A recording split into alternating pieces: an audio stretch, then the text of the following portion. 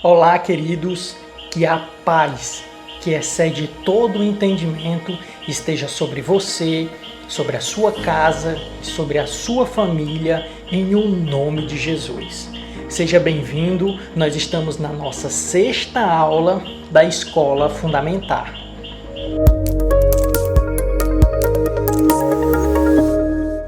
E vamos lá para o nosso texto base da aula de hoje, que encontra-se no livro de João, capítulo 3 e o verso 16. Leiamos. Porque Deus amou o mundo de tal maneira que deu o seu Filho unigênito, para que todo aquele que nele crê não pereça, mas tenha a vida eterna. E com base nesse texto, nós vamos estar nos aprofundando um pouco mais das aulas passadas. Então, se você ainda não assistiu às aulas anteriores, às aulas 3, 4 e 5, se você ainda não assistiu, assista, porque são aulas preciosas que vão dar toda a base para essa aula. Então, como é importante que você tenha estudado as aulas anteriores, que você tenha assistido essas aulas, para que nessa aula você possa estar com um entendimento completo, sem dúvidas, para que nós venhamos compreender um pouco mais sobre o reino de Deus, sobre as coisas do reino, sobre as coisas do eterno. Então vamos juntos para as nossas definições. Nessa aula, nós vamos trabalhar com 4 definições. Nós vamos trazer algumas definições da aula anterior e nós vamos acrescentar novas definições que vão ser a base de toda a explicação que nós vamos ter nessa aula. A primeira definição é a seguinte: é a definição de ganância. Ganância está em uma pessoa que é gananciosa. Essa pessoa gananciosa, ela está sempre buscando o lucro, está sempre buscando tirar vantagem das situações. Essa é a nossa primeira definição, é a ganância. A segunda definição é a definição de avareza. O que é uma pessoa avarenta? É uma pessoa que todos os seus recursos, todos os seus bens, tudo que ela ganha através do seu trabalho, tudo ela faz apenas acumular. Então ela acumula coisas. Uma pessoa avarenta é uma pessoa que acumula coisas. Então ela tem muitas coisas que ela estará acumulando para si. Coisas que não fazem muito sentido para a vida dela, mas que ela está acumulando e ela não se desfaz de nada. Isso é uma pessoa avarenta. Alguém que acumula e nunca se desfaz de nada. A terceira definição é a definição de excesso. E a definição de excesso é simples de nós compreendermos. Excesso é tudo que ultrapassa os limites. Tudo que ultrapassa os limites é o excesso. Por que essa definição é importante? Porque nós temos o ganancioso e o avarento. O ganancioso, ele quer apenas tirar vantagem de tudo. Esse é o ganancioso. Ele quer sempre ganhar. O avarento, ele quer sempre acumular coisas. Ele é o acumulador, aquele que está sempre acumulando. Então nós temos esses dois e nós temos a definição de excesso. Por quê? Porque quem vive em ganância e avareza vive em excessos. Vive em excessos. Agora nós vamos ver qual é a 4ª definição. A definição de essência. O que é essência? Essência é tudo aquilo que é vital para a nossa vida. É tudo aquilo que nós realmente necessitamos. É aquilo que realmente nós necessitamos. E aqui nós entendemos o seguinte: nós temos o limite. Tudo que está acima do limite é o quê? Excesso. Tudo que está abaixo do limite é essência. Olha como você passou a ter um entendimento que vai destravar a sua vida. Nós entendemos que a vida, ela está dentro de um limite. A vida do cristão está dentro de um limite. Tudo que ultrapassa esse limite da vida do cristão não é mais essencial para a sua vida. Não é mais essência. Tudo que ultrapassou o limite não é mais essência. É excesso. Tudo que está abaixo desse limite é essência. Então, o que determina o limite da nossa vida, o que define o limite é algo que é essencial, ou seja, algo que é vital para a nossa vida, que é importantíssimo para a nossa vida, que sem aquilo nós não podemos viver, de algo que é superficial, ou seja, algo que está acima dos limites, algo que não vai fazer, pode até trazer um benefício, mas não é algo grandioso. A essência é algo grandioso, a essência é algo profundo, a essência é algo imensurável. Imensurável. É como eu dei o exemplo na aula passada. Para a vida de um peixe, o que é essencial é a água. Sem a água, ele não pode viver. A vida dele depende disso. E na aula passada nós trouxemos 3 níveis do qual a nossa vida ela precisa estar em essência. Ela precisa estar em essência no que é espiritual, ela precisa estar em essência no que é emocional e ela precisa estar em essência no que é físico. São esses 3 níveis: espírito, alma e corpo. Nesses 3 níveis, a nossa vida precisa estar em essência. E se você não assistiu a aula anterior, a aula 5, até o final, volte, assista, porque a parte mais preciosa dessa aula está no final dela. Agora nós vamos entrar numa introdução. E nessa introdução, nós vamos entender 2 coisas. A primeira, como vive uma pessoa que ama o mundo. E a segunda coisa que nós vamos entender é como vive uma pessoa que ama a Deus. Essas duas perguntas, elas estão embasadas nas aulas anteriores.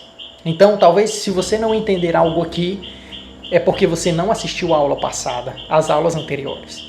Então, para você compreender isso, o porquê disso, as aulas anteriores foram a base para esse entendimento. Então vamos lá. Como vive uma pessoa que ama o mundo? Primeiro, ela vive em excessos. Segundo, ela tem prazeres demasiados. Terceiro, ela busca conhecimento inútil. Quarto, ela tem uma aparência enganosa. E o quinto, ela consome para exibir. Agora, como vive uma pessoa que ama a Deus? Primeiro, ela vive em essência. Segundo, ela ama a criação de Deus e não a criação dos homens. Terceiro, ela busca os verdadeiros prazeres. Quarto, ela busca o conhecimento construtivo. E o quinto, os seus bens são usados e não acumulados. Então aqui nós podemos ver a diferença de uma pessoa que ama o mundo e uma pessoa que ama a Deus. Aqui nós podemos entender aonde nós estamos. Nós estamos amando o mundo ou nós estamos amando a Deus? Se você não assistiu a aula passada, assista, porque você vai entender o que é o mundo e o que são as coisas do mundo. Agora vamos entrar na explicação de nossa aula. Vamos entrar. João, capítulo 3 e o verso 16 diz o seguinte: porque Deus amou o mundo de tal maneira que deu o seu Filho unigênito, para que todo aquele que nele crê não pereça, mas tenha a vida eterna. É importantíssimo nós compreendermos isso, o motivo pelo qual Deus enviou seu Filho. O motivo pelo qual nós hoje vivemos o Evangelho de Cristo. O motivo pelo qual nós somos servos do Senhor. Esse é o motivo. O motivo está dentro desse versículo. Nós precisamos entender que Deus, Ele manda seu Filho, seu único Filho. Mas Ele mandou isso porque havia no seu coração um amor muito grande por nós. Na verdade ainda há no coração de Deus um amor muito grande por nós. E esse amor foi que fez com que Ele mandasse o seu Filho. Mas Ele mandou Jesus para cumprir um propósito. Qual foi o propósito? Por que Deus mandou o seu Filho? Qual foi a finalidade de Jesus ter vindo, ter morrido por nós, ter se sacrificado por nós? Qual foi o motivo? E o versículo fala: para que todo aquele que nele crê não pereça, mas tenha a vida eterna. O único objetivo que Jesus veio foi para nos dar a vida eterna. Esse foi o objetivo da cruz, o objetivo de sermos servos do Senhor, o objetivo de amarmos a Jesus, o objetivo de amarmos a Deus. Tudo isso se resume em termos a vida eterna. Em termos a vida eterna. Em estar um dia com o nosso amado Jesus. Em um dia nós estarmos com Ele. Essa é a nossa expectativa, essa é a nossa esperança. Essa é a nossa esperança. E nessa compreensão, nós entendemos a profundidade do que Jesus ele veio fazer. Queridos, você vai ver que o povo de Israel ele tinha a expectativa de que viesse alguém, o Salvador, ele viria para salvar eles daquela situação que eles estavam sendo oprimidos pelos romanos, que eles estavam sendo oprimidos naquela época, por Roma. Mas Jesus, ele disse que não veio para resolver aqueles problemas que eles estavam vivendo. Aqueles problemas que eles estavam vivendo lá de opressão, sendo oprimidos por Roma, sendo escravos de Roma. Eles pensavam que o Salvador viria para isso, viria para resolver isso para eles. Mas o Salvador, Jesus, ele veio com um único propósito. Não de libertar o povo da escravidão romana, mas libertar o povo da escravidão eterna. Era da escravidão eterna que Jesus veio nos libertar. Para que nós tenhamos uma vida eterna com Ele em sua glória. Para que nós tenhamos a vida eterna com Ele. Vamos nos aprofundar um pouco, queridos, no livro de Mateus, no capítulo 6, e o verso 19 e 20. Não acumuleis para vós outros tesouros na terra, onde a traça e a ferrugem destrói, e onde ladrões roubam ou arrombam para roubar. Mas ajuntai para vós outros tesouros no céu, onde a traça nem a ferrugem podem destruir, e onde os ladrões não roubam, não arrombam e roubam. Queridos, vamos entender esse versículo, porque esse versículo ele fala de tesouro. ele fala de algo de valor, de grande valor. O que é de valor para nós aqui na Terra, para o homem, é diferente daquilo que é de valor para Deus. Aquilo que é valoroso para o homem na Terra, os tesouros do homem na Terra, é uma coisa.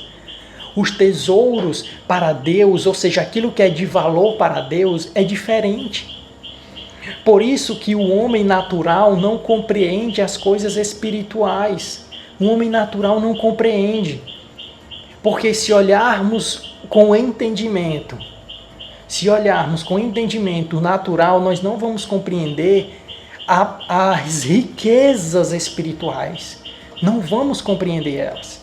E para compreendermos, nós precisamos entender que o versículo ele começa dizendo: não acumuleis. Amados, ele não está nos proibindo de termos riquezas. Não está nos proibindo. Não está proibindo de você ser pobre, miserável. Não é isso.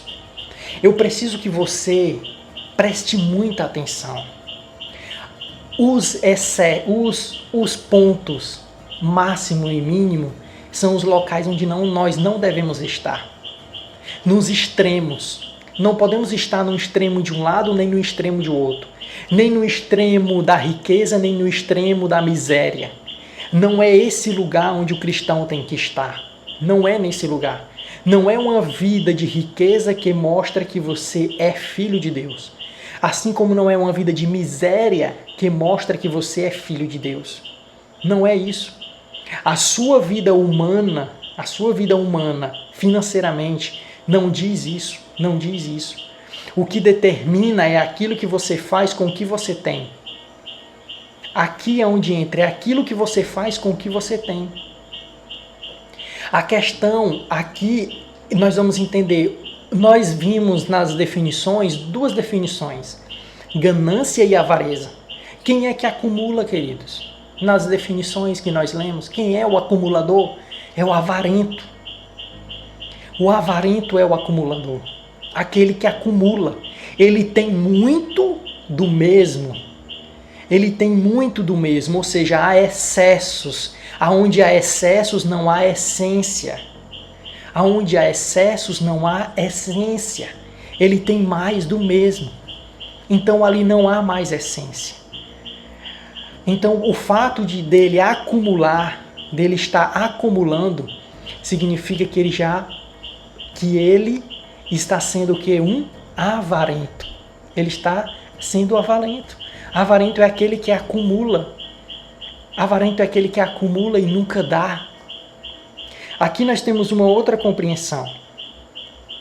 Porque o tesouro na terra, nós precisamos entender que o versículo fala que o tesouro que você tem na terra, ele tem 2 perigos. O perigo de a ferrugem destruir ou o ladrão roubar. Essa é uma compreensão, porque nós entendemos que o tesouro na terra ele é passageiro, ou seja, com o tempo a ferrugem vai destruir. Algo vai acontecer que vai destruir todo aquilo que se construiu. Coisas que construíram magníficas, o ferrugem vai destruir. E a outra coisa que ele fala, que tesouro na terra tira a paz de espírito. O acúmulo, presta atenção, eu estou falando do acúmulo, eu estou falando do avarento. Esse texto, ele está falando do avarento. Ele não está falando de quem tem riqueza e de quem não tem riqueza. Ele está falando de quem acumula riqueza, ou seja, o avarento. Está falando de quem está acumulando riqueza. Porque quem está acumulando riqueza, ele não entende que o que ele está acumulando é passageiro e traz, sabe o quê? Peso no espírito. É pesado. Traz muito desgaste espiritual. Traz muito desgaste para a sua mente. Agora, quando nós entendemos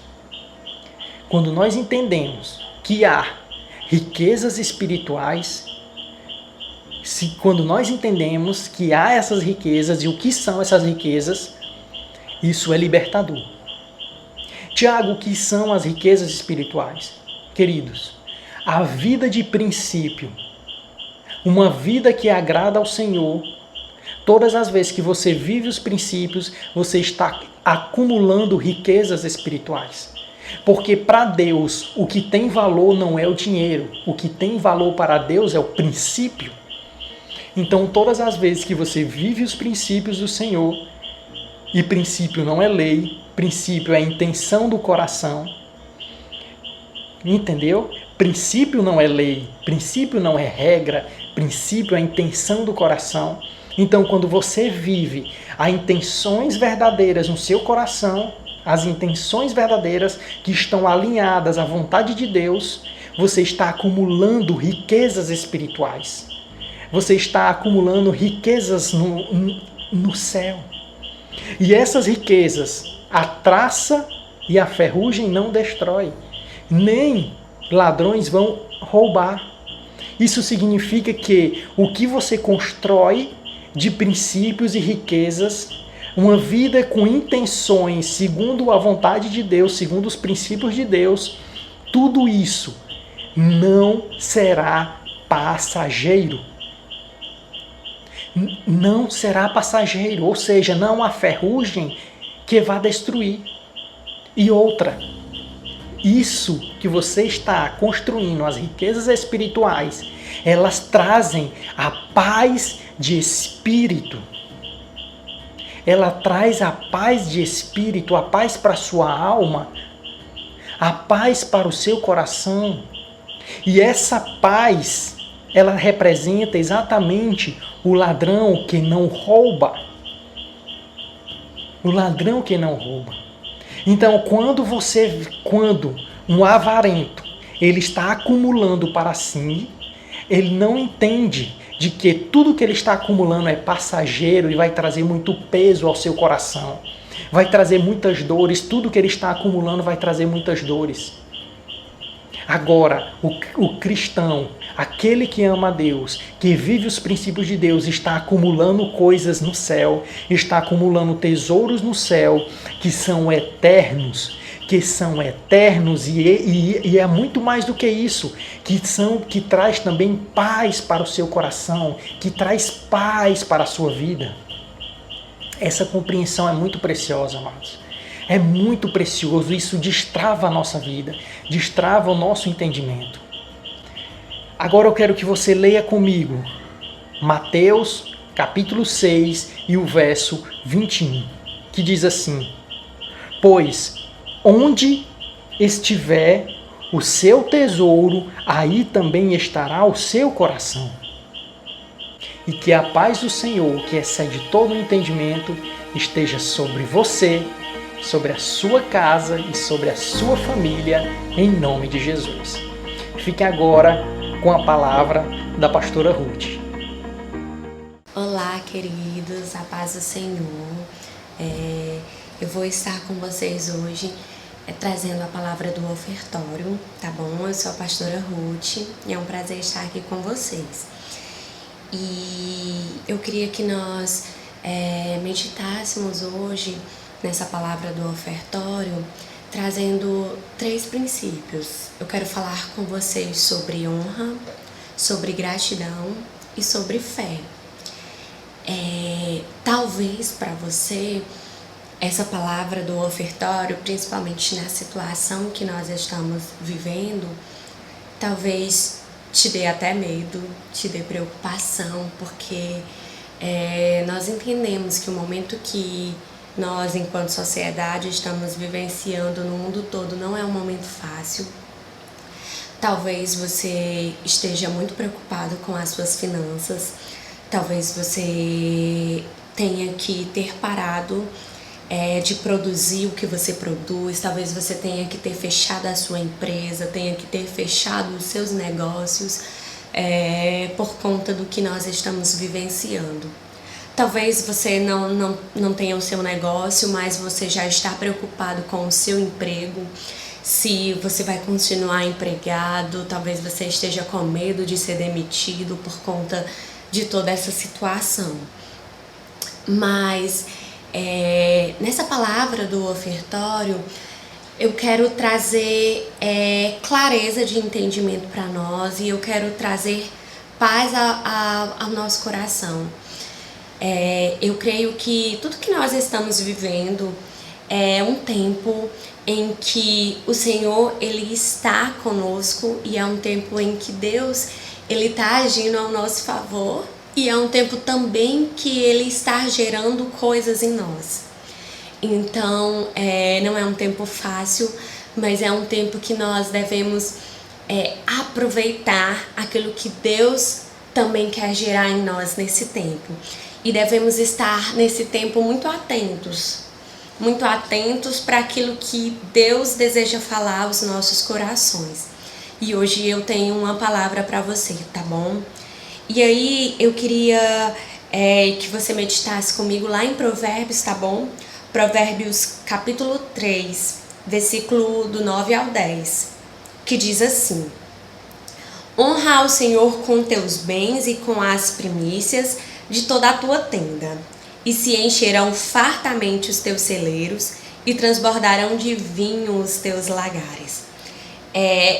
Essa palavra de Provérbios nos fala de honra, de honrarmos ao Senhor com os nossos bens.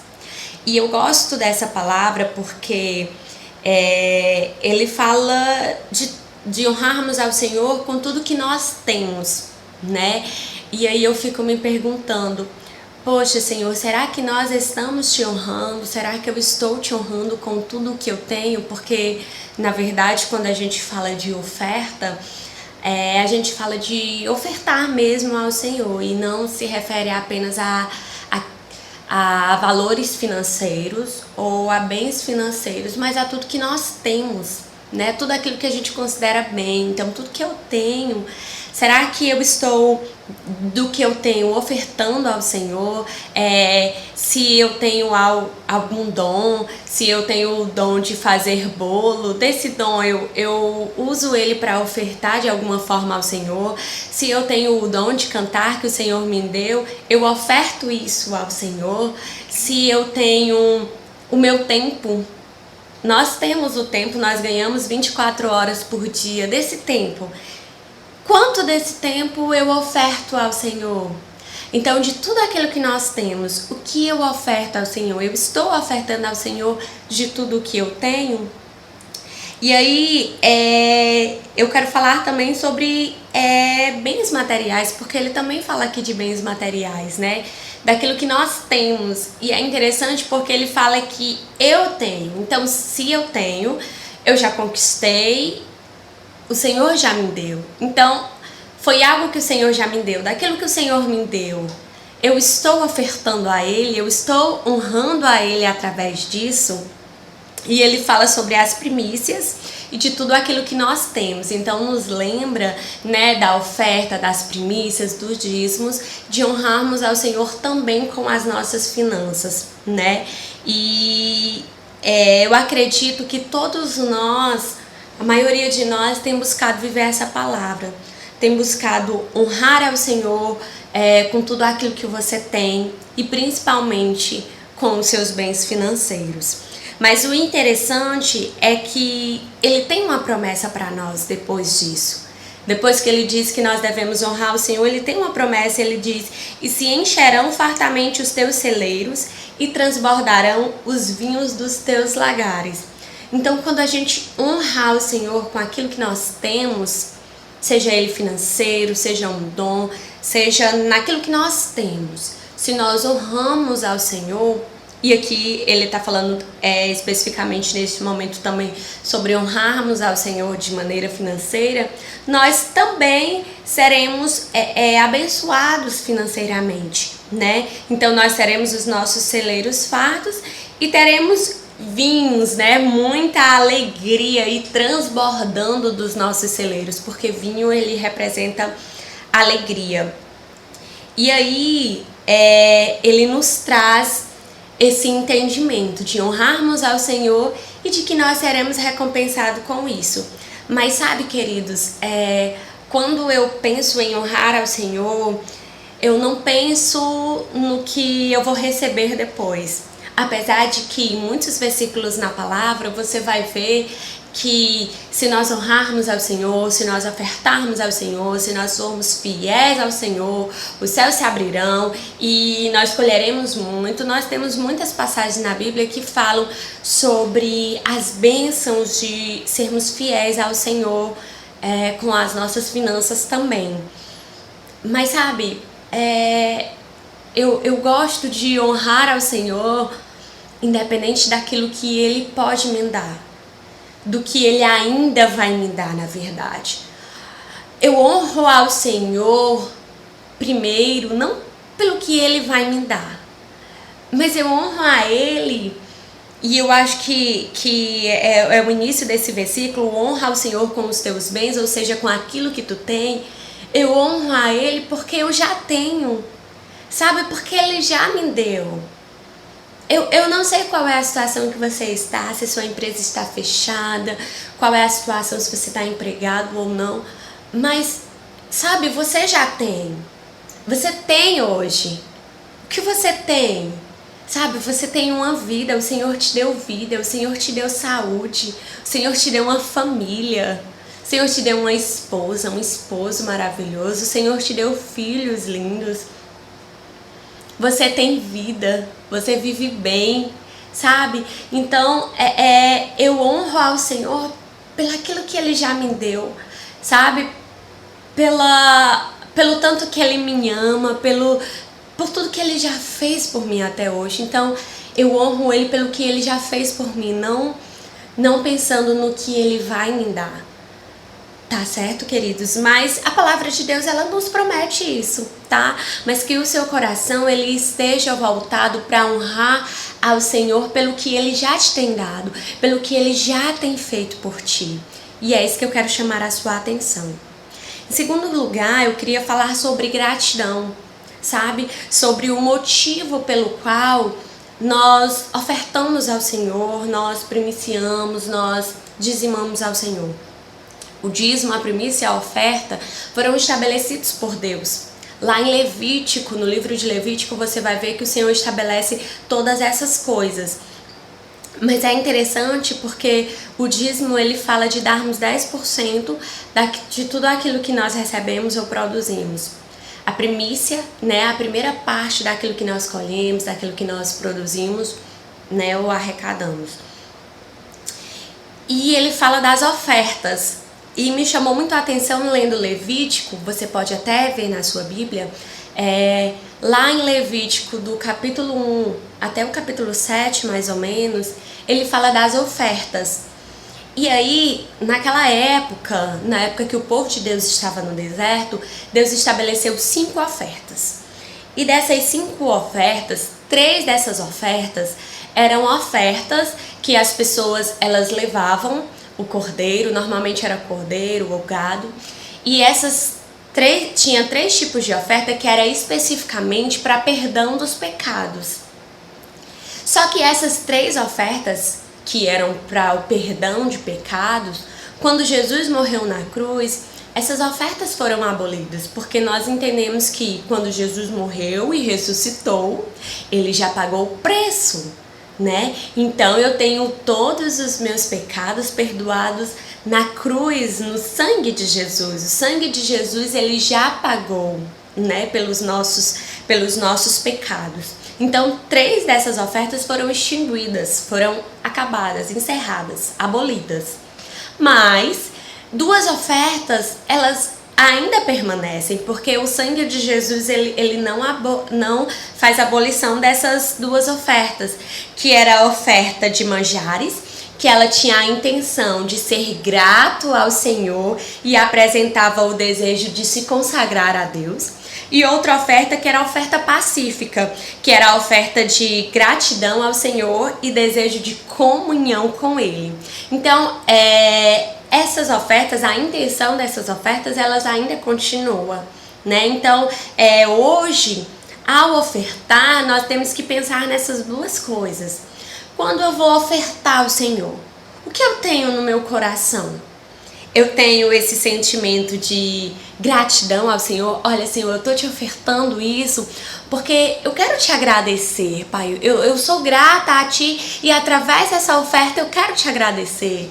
Ou eu quero, Senhor, através dessa oferta te agradecer e estar mais próximo de Ti, me consagrar a Ti, né? Eu quero ter mais comunhão contigo e aí eu te oferto. É uma forma de estar me relacionando contigo também, Senhor. Então, ao estudar sobre essas ofertas, eu percebi a importância da intenção do nosso coração, sabe? Quando a gente vai ofertar, o que há no nosso coração? O que há no teu coração? Será que muitas vezes eu tenho ido ofertar, eu tenho feito essa ação de ofertar pensando em quê? O que tem me motivado a ofertar realmente? Será que o que tem me motivado a ofertar tem sido porque eu tenho percebido que a igreja, sabe, o templo, a minha igreja, ela tá precisando de umas reformas, então eu vou ofertar? Ou será que é porque eu olho para os pastores, para a família deles e eu penso, poxa, eu preciso abençoar a vida dos meus pastores, eles precisam dessas ofertas, então eu vou ofertar? Queridos, eu tenho que dizer para vocês que, na verdade, esses não são motivos pelo qual o Senhor nos convidou a ofertar. Tá certo? Se você deseja, se você percebe que a sua igreja precisa de alguma reforma, se você quer cooperar ou contribuir com algo na sua igreja, faça isso, querido, porque não quer dizer que esse sentimento no seu coração também não seja de Deus, tá bom? Pode ser que Deus esteja sim tocando no seu coração, mas você entenda que isso é uma contribuição que você está dando para a sua congregação, é uma contribuição que você está dando para a igreja, e aí você pode ir se dirigir até o pastor, algum irmão, e dizer, olha, irmão, tá aqui tanto, eu estou dando, eu estou contribuindo. Tá certo? Eu estou contribuindo para a melhoria da estrutura da igreja, ou tá aqui para o que precisar quanto à estrutura da igreja. Ou então, se você deseja ofertar na vida do seu pastor, na vida de algum líder, querido, fique à vontade, vá até ele e pode dar essa contribuição na vida dessas pessoas, desse líder, que você sentiu de fazer isso. Mas eu quero que você entenda que essa não é a mesma coisa de ofertar ao Senhor, tá certo? Nós estamos falando aqui de ofertar ao Senhor. Por que você oferta ao Senhor?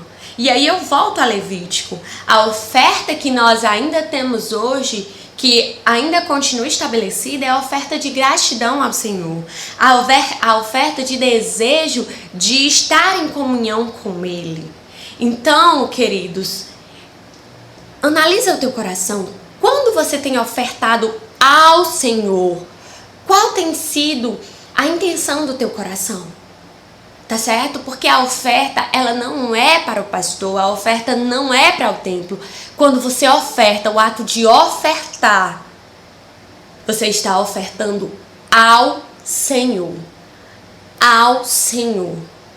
Qual é a intenção do teu coração? É de gratidão ao Senhor? Porque também, se você tiver ofertado, se você tiver no seu coração clareza de que você tem ofertado ao Senhor, mas também o seu coração for um coração de barganha, de negociar com o Senhor, sabe, de ver esse versículo aqui que a gente leu, que é honrar o Senhor com os teus bens, e aí se encherão fartamente os teus celeiros, e aí você oferta ao Senhor. Não, eu estou ofertando ao Senhor, porque eu sei que eu vou colher essa oferta. Senhor, multiplica a minha oferta, que eu possa colher muito mais sobre ela. Será que você não está querendo fazer uma poupança com Deus? Não, eu estou depositando e depois eu vou colher. Querido, qual é a intenção do teu coração ao ofertar ao Senhor? Sabe? E o que acontece, na verdade, é que quando estamos ofertando ao Senhor, dizimando ou primiciando pelos motivos errados, pelos motivos que não são aqueles a qual o Senhor nos orientou, o que acontece é que, em meio à crise, em meio a situações adversas como essa que nós estamos vivendo, como você não estava dizimando, primiciando ou ofertando pelos verdadeiros motivos, pelos reais motivos que o Senhor nos colocou na sua palavra, provavelmente pode ser muito fácil para você escolher não mais dizimar, não mais ofertar, não mais primiciar. Porque os motivos que te levavam a fazer isso eram motivos errados. Poxa, a gente está em momento de crise agora, então agora é muito mais importante para mim suprir a minha casa, suprir a minha família, do que ofertar para as reformas do templo ou para suprir a igreja.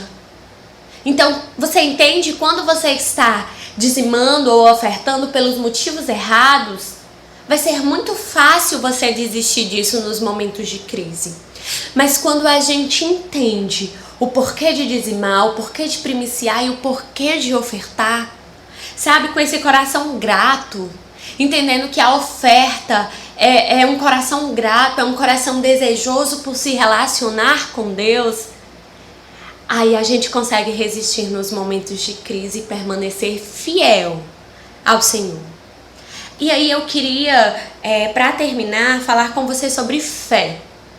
Sabe, eu quero ler com você lá em 1 Reis. Eu gosto muito dessa passagem. Lá em 1 Reis, capítulo 17 e versículo... lá pelo versículo 10, tá certo? Que diz assim, fala de Elias e a viúva de Sarepta. Então se levantou e foi a Sarepta, e chegando à porta da cidade, eis que estava ali uma mulher viúva, apanhando lenha. E ele a chamou e lhe disse, traze-me, peço-te numa vasilha um pouco de água que beba. E indo ele a buscá-la, ele a chamou e lhe disse, traze-me agora também um bocado de pão na tua mão. Porém ela disse, vive o Senhor teu Deus que nem um bolo tenho, senão somente um punhado de farinha numa panela e um pouco de azeite numa botija.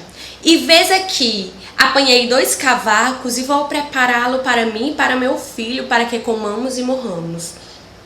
E Elias lhe disse, não temas, vai e faze conforme a tua palavra.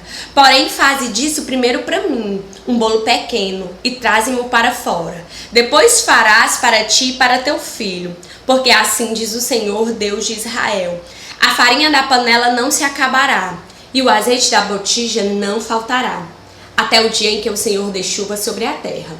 E foi ela e fez conforme a palavra de Elias, e assim comeu ela e ele e a sua casa muitos dias. Da panela a farinha não se acabou, e da botija o azeite não faltou, conforme a palavra do Senhor que falara pelo ministério de Elias. Queridos, sobre essa palavra, eu sei que muitas pessoas trazem muitos outros pontos sobre essa palavra, mas sobre essa passagem bíblica eu quero falar sobre a fé dessa viúva. Queridos, muitos de nós estamos vivendo talvez na situação dessa viúva, que talvez o seu negócio esteja fechado, talvez você não saiba se vai continuar no seu trabalho, e aí a sua ação, talvez seja a ação dessa viúva, de guardar o pouco que tem, né, para que possa durar o máximo possível e você consiga sobreviver mais algum tempo. Mas sabe, a fé dessa viúva me chama a atenção. A fé dessa viúva, ela salta aos olhos, porque ela era uma viúva, ela não tinha mais nenhum sustento, ela só tinha isso. Mas ela confiou na palavra do Senhor, que estava falando através do profeta, mas era a palavra do Senhor. E aí ela creu na palavra do Senhor, sabe? E eu acredito que, sabe, muitos de nós, você talvez tenha anos de fé, você talvez tenha anos na igreja, talvez você nasceu na fé, né? E quantas vezes você já ouviu falar sobre fé? Quantas vezes você já ouviu falar sobre sermos fiéis ao Senhor? E quantas vezes você já ouviu falar de que o Senhor não nos abandona, de que o Senhor supre todas as nossas necessidades? Com certeza você já ouviu falar disso muitas vezes. Mas sabe de uma coisa, queridos? Talvez você nunca teve a oportunidade de botar todas essas palavras em práticas ou de vivenciar todas essas palavras. Sabe, queridos, eu sei que esse não está sendo um momento fácil para muitos de nós. Mas eu entendo que esse é um tempo em que Deus, Ele está trazendo sobre nós vivermos tudo aquilo que foi pregado, Ele está nos levando a viver tudo aquilo que nós ouvimos por esse tempo, que nós até falamos, sabe? Mas nós não tivemos a oportunidade de vivenciar. Em meio a essa crise, é a oportunidade de vivenciarmos a nossa fé. É a oportunidade de verdade, sabe? De botarmos em prática a nossa fé em Deus. De botarmos em prática a nossa fidelidade ao Senhor.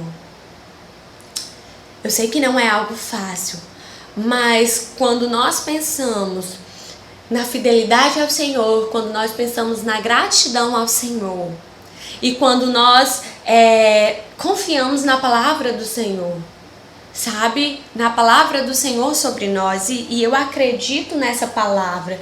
Sabe que quando nós honramos ao Senhor com os nossos bens, não vai faltar nada sobre nós, sabe? Eu quero ler de novo esse versículo. Honra ao Senhor com os teus bens e com as primícias de toda a tua tenda. E se encherão fartamente os teus celeiros e transbordarão de vinho os teus lagares. Queridos, é o tempo de exercitarmos a nossa fé. Você crê nessa palavra, queridos?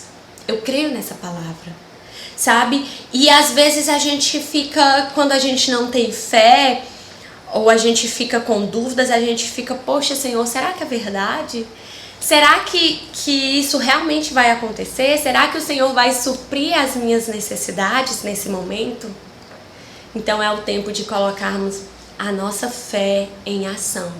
Eu acredito na palavra do Senhor. Eu acredito que o Senhor ele vai suprir todas as nossas necessidades. Eu acredito que se honrarmos ao Senhor, sim, Ele nos encherá. Ele encherá a nossa casa, os nossos suprimentos, e Ele não deixará faltar nada, mesmo em tempos de crise. Eu creio nisso, queridos. Sabe? E eu quero nesse momento, queridos, talvez você esteja preocupado, ansioso com o seu negócio, com o seu emprego, com os provimentos que você tem na sua casa para esse tempo, com os seus depósitos, né? Com o que tem na despensa da tua casa. E eu quero nesse momento te convidar a orar comigo, tá certo? Eu quero que você coloque nessa oração, entregue ao Senhor os seus bens financeiros, entregue ao Senhor a sua empresa, entregue ao Senhor as tuas rendas, os teus depósitos, os teus suprimentos. E vamos orar ao Senhor sobre isso, tá bom? Porque é dele que vem todas as coisas. E esse é o momento de confiarmos no Senhor, queridos. Esse é o momento de confiarmos no Senhor, porque lá em Mateus o Senhor já dizia: por que vocês estáis ansiosos com o que vocês vão beber, com o que vocês vão comer? Mais precioso do que os lírios do campo, mais precioso do que as aves, não são vocês? Então eu não deixarei faltar nada para vocês. O Senhor fala mais ou menos assim lá em Mateus, e eu creio nessa palavra, queridos. Então que nós possamos lançar sobre o Senhor nossas ansiedades, as nossas preocupações. Esse é o tempo de botarmos a nossa fé em ação. E a gente começa fazendo isso, entregando a Ele a nossa ansiedade, entregando a Ele os nossos bens, tudo que nós temos. Sabe? E sobre isso eu lembro muito também quando o povo de Israel, eles estavam no Egito e veio as 10 pragas. E onde o povo de Israel estava, as pragas não chegaram até eles, querido. As pragas não mataram o gado deles, as pragas não mataram a plantação do povo de Israel. Eles foram protegidos diante disso, queridos. E eu creio nisso para as nossas vidas hoje. Você crê nisso? Você crê nisso, querido? Sabe, é um tempo de entregarmos os nossos corações ao Senhor. Vamos orar comigo, tá bom? E eu quero que você faça essa oração. Se você estiver com a sua família, ore junto com a sua família. Se você estiver sozinho, mas que você também possa estar entregando todos os seus bens ao Senhor, tá bom? Então vamos orar. Paizinho, nós te amamos muito, Pai. E mais do que tudo, Senhor, nós queremos expressar o nosso amor, Pai, a Ti. Queremos expressar a Ti, Senhor, a nossa gratidão, Pai. Te agradecer, Senhor, porque mesmo em meio às tribulações, mesmo em meio às dificuldades, mesmo em meio a tudo que o mundo está passando, Pai, o Senhor tem um lugar de refúgio para nós. O Senhor tem um esconderijo para nós, Pai. E nós te agradecemos por isso. Pai, nós queremos neste momento, Pai, apresentar diante de Ti, Pai, as nossas finanças. Pai, eu apresento a Ti, Senhor, as finanças, Senhor, de cada um dos irmãos que estão nesse momento agora, Senhor. Apresentando a Ti as finanças deles, Pai. Senhor, nós Te apresentamos as nossas finanças, Pai. E nós pedimos, Pai, que assim como o Senhor fez lá no Egito, Pai, com o Seu povo, que o Senhor possa fazer conosco. Pai, que as nossas finanças estejam protegidas, Senhor, estejam debaixo da Tua proteção. Senhor, nós entregamos a Ti, Senhor, as nossas empresas, nós entregamos a Ti, Senhor, o nosso trabalho, os nossos postos de trabalho, Senhor, nós entregamos a Ti, Senhor, tudo que nós temos na nossa carteira, tudo que nós temos no banco, Senhor, tudo que nós temos na nossa despensa, Pai, nós entregamos a Ti, Senhor. E nós pedimos que o Senhor venha, Pai, com a Tua graça sobre nós, que o Senhor venha com a Tua proteção, Senhor, sobre as nossas finanças, sobre tudo que nós temos. Pai, e nós cremos nessa Tua palavra, Senhor, que foi ministrada. Nós cremos, Pai, que quando nós temos um coração grato a Ti, nós cremos que quando nós temos um coração de honrar a Ti, Senhor, de Te honrar com tudo o que nós temos, Pai, nós cremos nessa palavra, nós cremos que o Senhor, Pai, guardará tudo que nós temos, nós cremos, Senhor, que o Senhor virá, Senhor, multiplicando aquilo que nós temos. Senhor, nós cremos que assim como o Senhor fez com aquela viúva, Senhor, de Sarepta, que o Senhor lançou uma palavra, Senhor, sobre a vida dela e essa palavra se cumpriu, Pai.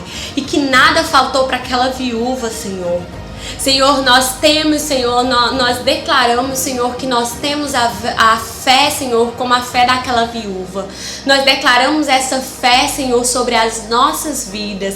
E nós declaramos, Senhor, e nós cremos, Pai, que o Senhor está cuidando, Senhor, das nossas finanças, que o Senhor está cuidando, Senhor, dos nossos negócios, que o Senhor está cuidando, Senhor, dos nossos celeiros, que o Senhor está cuidando, Senhor, da nossa provisão, Senhor. Nós cremos em Ti, Pai. E nós te agradecemos, Pai. Nós te agradecemos porque em meio ao caos, Senhor, nós temos a quem recorrer. Nós temos um Pai amoroso, um Pai que se preocupa conosco. E como Tu disseste lá em Mateus, Senhor, o Senhor não nos deixa faltar nada, porque assim como o Senhor supre, Senhor, os lírios do campo, veste os lírios dos campos, e assim como o Senhor alimenta as aves, Senhor, muito mais o Senhor cuida de nós, Pai. E nós cremos nessa palavra, Pai. E essa oração, Pai, é para declarar para nós e declararmos para Ti e para quem quiser ouvir, Pai, que nós confiamos em Ti, Pai. Nós confiamos na Tua fidelidade e nós cremos, Pai, que nesse tempo nada faltará para nós, Pai. Nós cremos que esse é um tempo, Senhor, em que o Senhor está suprindo, Pai, as nossas necessidades. Paizinho, nós Te agradecemos de todo o nosso coração, Pai, de todo o nosso entendimento. Paizinho, nós Te agradecemos por tudo, em nome de Jesus. Amém. Queridos, e vai estar aqui o número da conta, tá certo?